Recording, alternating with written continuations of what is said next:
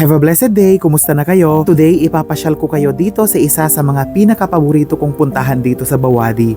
And guys, kung mahilig kayo sa mga murang bilihin, especially mga gamit sa bahay and everyday needs, baka magustuhan ninyo itong place na ito. This is Al Shamil Group located along King Fahad Road, Bawadi District. Ilalagay ko na lang sa comments yung Google Maps location para madali ninyo itong makita. Ako nga pala si Neil, isa akong OFW, nagtatrabaho dito sa Jeddah. Pagdating pa lang namin dito, makikita na ninyo agad na maraming tao, and especially kapag weekends, punuan talaga ang parking.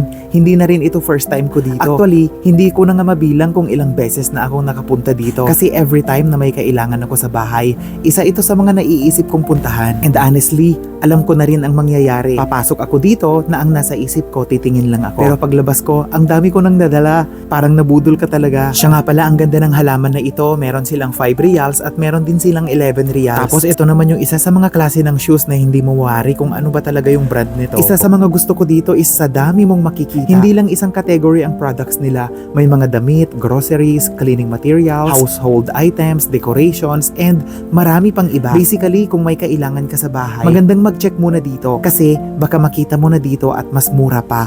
For example, kung may celebrations kayo, birthday, gender reveal, anniversary, meron lahat dito. Maraming decorations and party supplies na pwedeng pagpilian. Kaya kung may event kayo and you are trying to stay within budget, definitely worth checking out here. May mga ibang items dito na mas mura pa talaga kesa sa Shein. And hindi lang naman pang celebration, may mga everyday things din. Mga gamit sa bahay, panglinis, personal needs, and different items na ginagamit natin sa daily life. Sa totoo lang, hindi ko na kayang isa-isahin lahat. Sobrang dami talaga. Kaya mas maganda kung kayo mismo ang pumunta dito para ma-explore ninyo. By the way, may mga old-timers dito sa Jeddah na baka familiar sa dating tawag namin dito. Tinatawag namin ito dati kamsa-kamsa kasi noon maraming products na around 5 reals lang. Kaya kapag nagsabi ng saan tayo bibili ng mura, sagot agad namin sa kamsa-kamsa yan. Pero ngayon nag-expand na sila. Mas marami na silang products. So hindi na lahat is 5 reals. Iba-iba na ang presyo ngayon depende sa items. Pero ang maganda, marami pa ring affordable. Kaya dinudumog pa rin sila ng maraming tao. And ito yung nakakatuwa dito. Minsan pumunta ka para bumili ng isang bagay lang. Isa lang talaga, pero habang naglalakad ka, maiisip mo, uy, kailangan ko pala nito.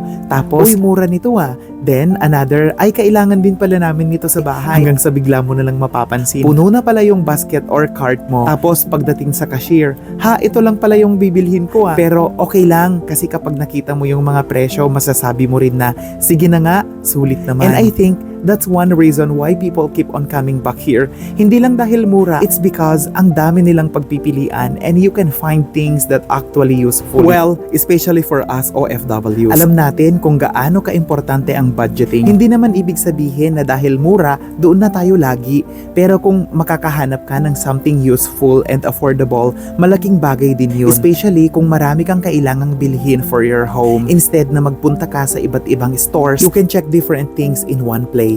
Kaya kung ikaw ay OFW, family man, bachelor, or simply someone na gustong makatipid, pwede mong i-check itong place na ito. So ayun lang for today. That's our quick tour here at Al Shamil Group, Bawadi. Again, nasa King Fahad Road, Bawadi District ito. Ilalagay ko yung Google Maps location sa comments para madali ninyong puntahan. Kung gusto nyong makatipid gaya ko, arat na dito. Thank you so much for watching and have a blessed day. God bless everyone!